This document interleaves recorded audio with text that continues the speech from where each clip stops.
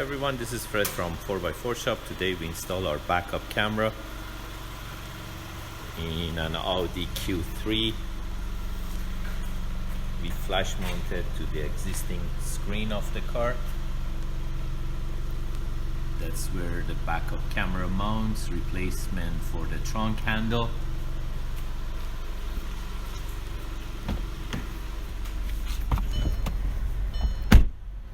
The factory screen of Audi Q3 with the regular MMI without nav. By going to reverse, it shifts to backup camera with dynamic parking guidelines, and if you have parking sensors, it retains your factory parking sensors too.